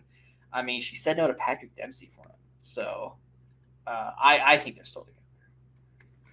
Yeah, if this is the kind of movie where if she met this old boyfriend and they got back together or something, I'm not sure it would last. I think the fact that they were married or divorced, to get back together, I think they both really feel like, what we had was worth going through this again, and so I think they stay together. Are you saying the juice was worth the squeeze? No. I'm not saying that at all. She's all that. Once again, bring out the same trope, high school. There's no way Lainey and Zach are still together in my eyes. Yeah, no, she obviously has kind of come out of her shell, so she's gonna have a lot more guys knocking on her door. Plus, isn't she gonna go to art school too? Yeah, yeah. And it's Rachel Lee. Same thing with 10 Things I Hate About You. She's gonna go to art school. Yeah, and he's gonna go off, and he's probably gonna be a jock at wherever he goes, and he's gonna have however many women all over him while he's in college. So yeah, we're repeating it because it's true. Yeah. It happens in, like I said, how many high school sweethearts end up together? Some, yes, but the vast minority. So no, we like them together, but I still, even in that movie, like She's All That is a teenage rom-com classic, but look back at that movie. Like, we watched Movie Crusaders. Do we really believe that those two were really in love with each other by the end of the movie, or are they just kind of more like, yeah, we grow fond of one another to date, but I don't think this is like. Yeah, I'm sure they had a great time together. They had a relationship while it lasted, but they're not still together at the end. Good luck, Chuck. I'm gonna install the Salma Hayek right here. It's just Alba. Honestly, I rewatched this one this week, and I would have said no, but by the end of the film, especially the last scene with the well, not the very last scene, but the whole like giving her the pebble thing, which she's all about penguins, and she said that like this one penguin, instead of giving like an engagement ring, he gives her the prettiest pebble and gives it to her, and he does that, which is like boss move for Dane Cook for pulling that off. Plus, once again, yes, it's Jessica fucking Alba. Like, dude, no, you're not gonna blow that chance. Yeah, this is another one where it's like, if they're breaking up, it's because Jessica Alba got smart and dumped him, because you don't say no to Jessica Alba. I don't care if she beats you on a daily basis. You probably asked her for it. Well, I mean, she also is like Murphy's Law, so she does beat him throughout the film. Yeah, unintentionally, yeah. If they aren't together, it's because he died because she accidentally killed him because she dropped an anvil on his head. Yeah, I mean, Dane Cook is not an especially likable guy. I mean, he's funny and all, and as a protagonist of the movie, you want him to get the girl and stuff like that, but you don't look at him and be like, yeah, women should want to be with him because he's Dane Cook. But I like Dane Cook. But so while I don't buy him as necessarily the leading man in rom-com kind of world, she's just goofy enough that I see them staying together. Yeah. You realize he's been in like 3 rom-coms, right? I know, but most of them I buy into for the purpose of the movie. But if I look at Dane Cook, I don't think, yeah, he's the one that women should be with. You were down like a bottom 10, I think, while you were sleeping. This one I had to rewatch. I'm pretty sure this one I never watched from beginning to end until this week. Really? It's like one of my favorite. Like, I mean, like you could have asked me like 3 weeks ago before I watched this, how's this movie end? I could tell you beat for beat how the movie ends. But I don't think I watched this from beginning to end the whole way through. So we're talking about Jack and Lucy, Sandra Bullock, and Bill Pullman. I'm 100% yes. I mean, I think based off the movie, I don't really see anything. You have the chemistry relationship between them, but there's another one where the fact that she loves his whole family and they all love her so much that support, like if they ever did come in rough times, that support group would help them. She literally was going to marry the brother just so she could be with the family. Yeah, like that's right there. You got mail. It's like we brought this up at the beginning with Sleeps in Seattle, and you got mail. Meg Ryan, Tom Hanks. In this one, Joe and Kathleen. They're two of the best, couples in rom-coms. I mean, Tom Hanks and Meg Ryan, Meg Ryan and Billy Crystal were great, but Meg Ryan and Tom Hanks, they just work together. And they're 100% together. Well, that's just it. It might just be because it is Tom Hanks and Meg Ryan that I believe them together so well. Because I mean, you could say that they were rivals, enemies, or rivals, better word, rivals in their business, things like that. But by the end of the movie, that's all worked out, and that's just their jobs. But it's not. By the end of the movie, they aren't even really competing anymore. So I think they've worked through the main obstacle that they're ever going to encounter, and so they're together. Plus, I mean, they fell for each other via emails, and even though Tom figured it out before she did, and like the thing she said at the very end is that she wished it was him, and it ended up being him. So I think that set the crux. And then Sleepers in Seattle, yes, they're together in Seattle too. We're not gonna say they aren't, unless she died too, and you find out he's actually a serial killer or something. I mean, he would have pushed her off the building at that point. That's the scene we didn't see. That was after the credits. The kid was a witness, and the kid's also not. You didn't see the post-credit scene where he did that? No. Or was that Joe versus the volcano? There are two different slides. Okay. So this to me is another very, very, very easy answer.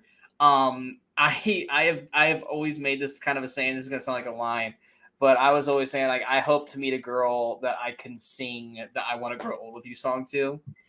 because that's how hard I believe in Robbie and Julia as a couple. And no, we did not. We're not doing 51st Dates. This is just like this is literally the Tom Hanks Meg Ryan thing. It's like, look, they were together in 2 separate movies. We're just gonna lump them like 3 together. or 4 actually. Yeah, exactly. Yeah, and 3 or then 4. I thought there was another one too. So yeah, we're only talking about Wedding Singer. I 100% think Robbie and Julia are still together. I think they're both so dorky that it works together. I think that Adam Sandler has a real tendency. Like, ask me any other movie he's been in where he has himself hooking up with everybody from Jennifer Aniston to Marissa Tomei Courtney to Kate Cox. Beckinsale, and every single answer is gonna be hell no. I don't care if they're married with 5 kids. That she eventually gets smart and moves on to me. Drew Barrymore, I can buy, especially in this character, especially in this movie. I think that they're I buy their characters staying together. It's one of those where it's like if you found out in real life, now granted they're, Adam Sandler's married, but if you found out that like they ended up getting married in real life, you're like, that makes sense. She married Tom Green, so. Yeah, she did marry Tom Green, so Adam Sandler would technically be an step up. Yeah. All right. Getting down to it here. This is where I leave you. This is another one of a big cast. So we've got quite a few to go through here. First one, there are 2, just like in Love Actually, there's 2 threesome groups. First one is Judd, Quinn, and Penny. The question is just like what Wendy said in the movie, that she thinks that Judd will just get back with Quinn because Quinn's pregnant.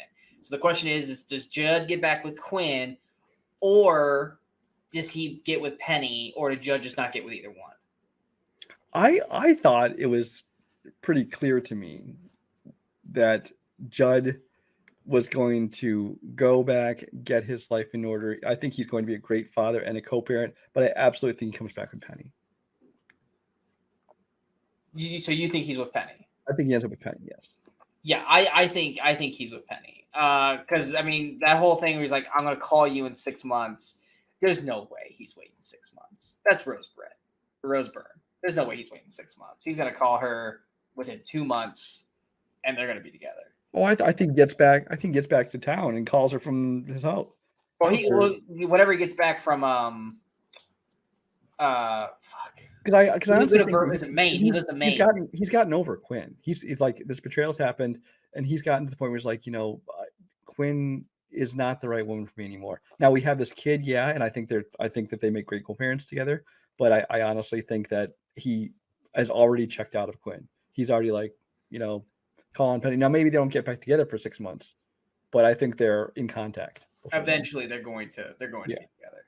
The next one is, does Wendy stay with Barry, or does she finally give in and get with Horry? The kids complicate this one. I don't think so, because it doesn't seem like Barry had much of a relationship with anyone. I can see Wendy leaving Barry. I don't think she ends up with Horry. I just really want Wendy and Horry together. But I don't think they do. I think also, yeah, I didn't think about the kids in this equation. Yeah. And I think with the 2 kids, that will probably sway her from not being with Horry. Just so that way, I mean, for not necessarily that he's dangerous by any means, but we have seen in conversations that there was a violent time with this.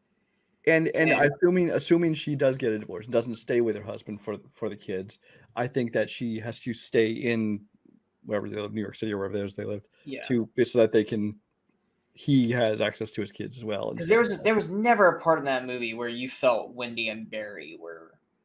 Oh no. So we're gonna go with Broken Hearts Gallery for those 3. The next is Hillary and Linda. Oh, definitely together. Absolutely. Yeah, I think they're definitely together. I don't think there was ever a doubt of them being together. And then the final group is Paul and Annie. Do we think Paul and Annie are still together? Yes. I think they are too. Like I said, I don't think there was ever a doubt of those ones. Paul and Annie literally have been trying to have kids the entire time. Granted, she almost did try to sleep with Judd to get said kid, but I think that was just a moment of weakness for her, and not like her actually wanting to end her relationship with Paul. So yeah, I think they're all still together. So sadly, the one relationship that I wanted most is the one that we chose no on, which was Wendy and Hori. But I still love it. That's probably one of my favorite movies. I'm not gonna lie. All right, down to the final Mr. and five. Mrs. Smith. Mr. and Mrs. Smith. Couples that kill together stay together, and a couple that fucking hot stay together. Yeah, I mean, this is one movie where I watch and just the chemistry was just oozing off of that screen. It's you totally buy them together. And obviously, there was chemistry there. Now, supposedly, they didn't actually get together until months after filming this, but well, who knows? But all I know is that as the characters, they definitely have the chemistry there. Again, you could obviously consider this a volatile relationship because they were trying to kill each other, but that's partially because they thought the other person was trying to kill them, and partially because of outside influences, things like that. And this is another one where I think that they have overcome what has to be the biggest obstacle that they're ever going to face in a relationship. Yeah, now they can go into business together, and clearly they could take on like 50 guys on their own. So I think definitely together. Yeah, I mean, it says it all at the end. Tell us the sex question again. Yeah, they're definitely together. And Angelina Jolie at that time? Oh God, yes, absolutely. Hell, even Brad Pitt at that time. I'm not going to say no to that. Yeah. Wait, that's not all right. So Pretty Woman, Vivian and Edward, Richard Gere, Julia Roberts. I'm gonna go no. This is one of the biggest question marks for me. I'm gonna go no.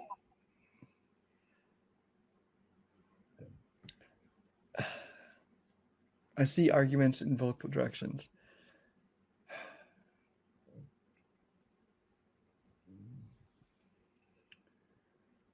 Because I mean, once now she's out of her old life into this new life and into his rich world, is she going to feel comfortable with them? This is the question I want to ask you, because this is the crux of my argument. If Richard Gere wasn't rich, do you think they'd still be together? Well, they never would have gotten together. Or gotten together in the first place. They never would have gotten together in the first place. The whole crux of this relationship is money. I'm not saying that she's a gold digger by any means, but the crux of the relationship. Broke. What's that? Nothing.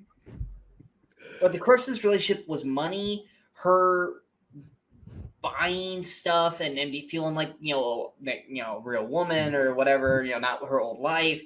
And then the relationship to me came second. I'm very much in the fence, but I'm gonna so I'll let it lean towards your choice. Yeah, I know a lot of people are gonna be pissed about that one, but I'm sorry, I don't buy it. It started out with him buying her as a prostitute, so I mean, it was not promising to start with. Exactly. It's like the pretense is there. We're already negative. I don't see how that thing sticks together. What are we down to? Like 3? Like 4. So I'm marrying an actor. No, never. Not a chance in hell. You're married. The only obstacle to their marriage was a complete misunderstanding, and again, somebody outside who was an actual killer trying to kill anybody. So I think that they're definitely together because they totally fit together. Those characters, again, they have the same goofiness to it. Yeah, they match each other's weird. Yeah.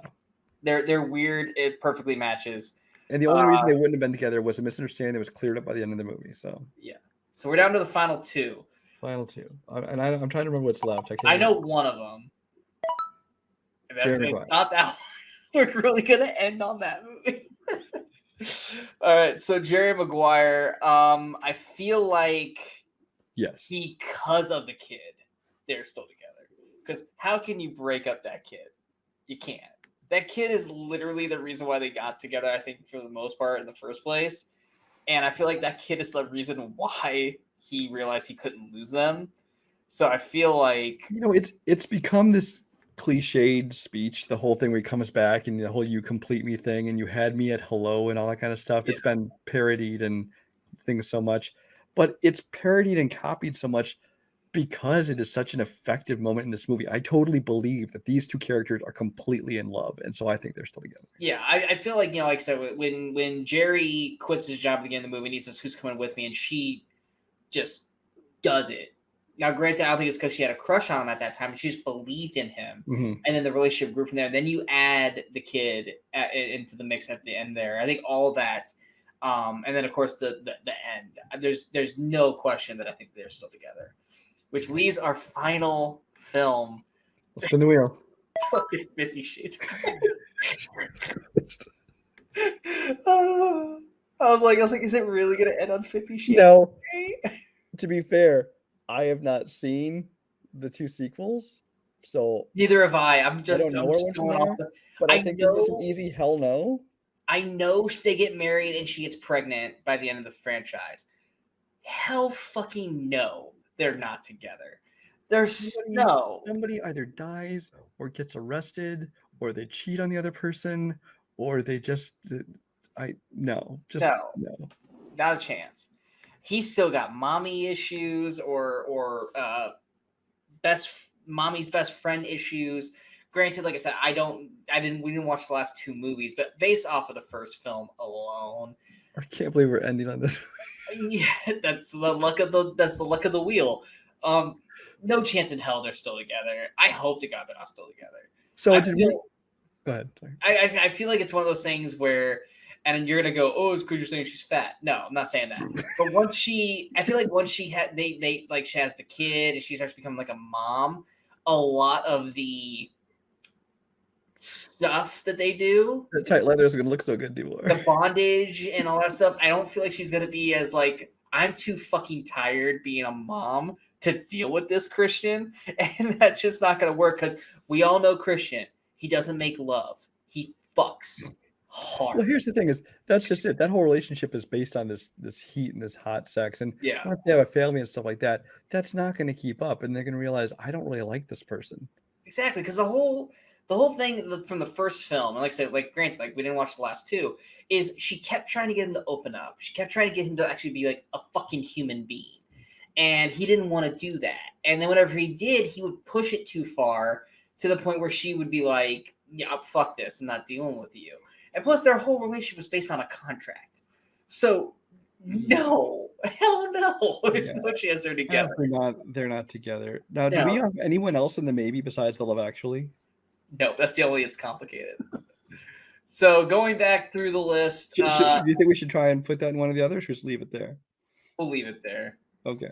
The only one that we could not agree on was in Love Actually, which was Juliet, Peter, and Mark. Brian thinks that Juliet will stay with Peter. I think Juliet will go with Mark. I don't think there was going to be any wiggle room. My thing is, I think if she was going to go with Mark, it would have been at that moment. I think if that moment he just got married, and Mark and Peter hasn't done anything to get broken up with. I'm talking about down the road. I think Mark will do something that will, and then she'll be like, "Oh, there's Mark. Mark's there," kind of thing. That's where I think that's going to go. Now, in terms of, so that's the only it's complicated. The Broken Hearts Gallery, the people that we said are not together still anymore. We've got Olive and Todd from Easy A. We've got Scott and Ramona from Scott Pilgrim vs. the World.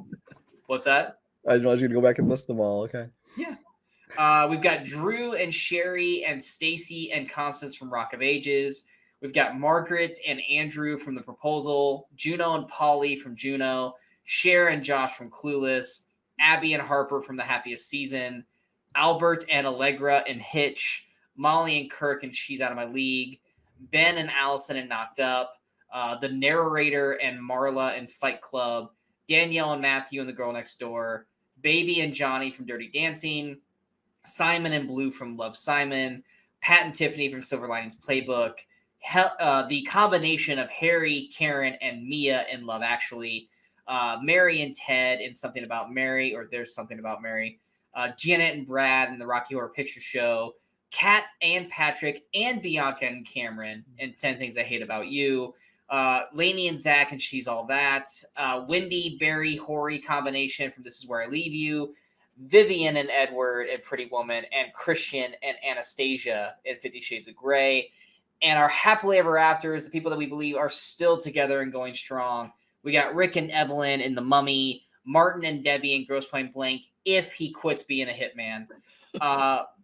The Lonnie and Dennis in Rock of Ages, Monica and Quincy in Love and Basketball, Hannah and Jacob in Crazy Stupid Love, Zoe and Peter in I Love You Man, Hitch and Sarah in Hitch, Jamie and Chris in Just Friends, Clarence and Alabama in True Romance, Doug and Kate in The Cutting Edge, Harry and Sally in When Harry Met Sally, John and Claire and Jeremy and Gloria in Wedding Crashers, Jenna and Matt in 13 Going on 30, Peter and Rachel in Forgetting Sarah Marshall, Bella and Edward in Twilight, Wallace and Chantry and Alan and Nicole in What If, Lainey and Jake in Sleeping with Other People, Harper and Charlie in Set It Up, Roger Rabbit and Jessica Rabbit in Who Framed Roger Rabbit, because why? Cuck.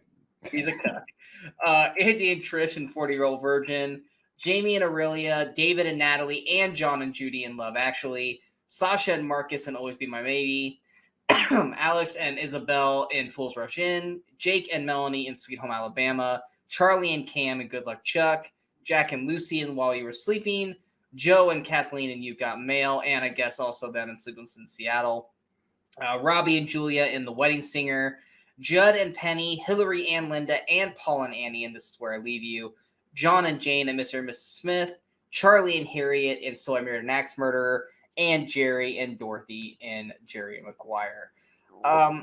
Anything else you would like to add while I drink? Because my throat is like literally dry as hell right now. No, I mean, I think we kind of covered everything. I'm sure we could come up with 20 more movies to throw onto here, but this is what we go to, and this is more than enough. Yeah. We hope you guys enjoyed this episode. Like I said, we thought this would be fun. Just going back and saying will they, won't they on certain things. What are your guys' opinions? You guys think we're wrong? Do you guys think there are certain one? I'm sure Pretty Woman and Dirty Dancing are probably the two that people are going to argue with about most. I know at work, a lot of people got upset when I said hell no for 50 Shades of Grey because they were really 50 Shades of Grey fans. Seriously? And I was like, did you guys not watch the movies? It's like, literally we didn't watch the last two, but we didn't need to. We got the gist in the first film.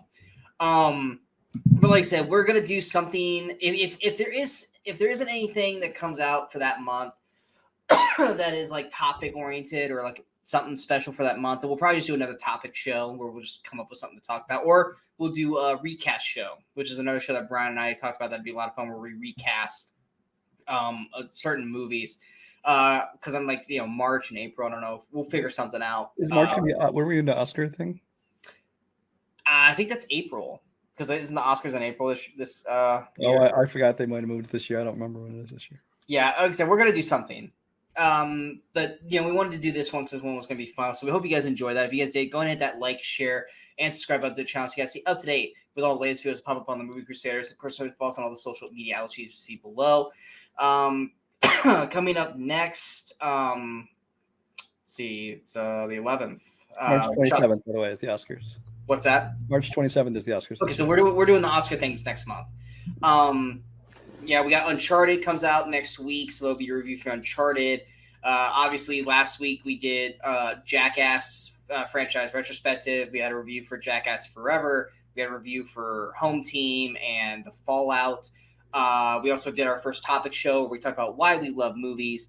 Next week, we're going to have our first actor, actress, director showcase where we talk about Paul Rudd, Natalie Portman, and Tony Scott.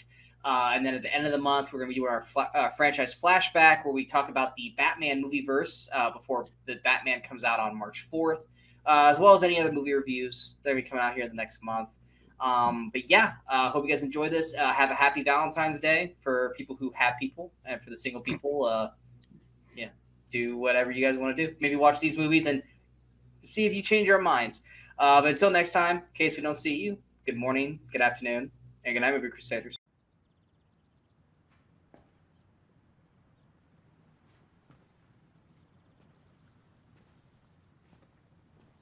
You're still here. It's over. Go home.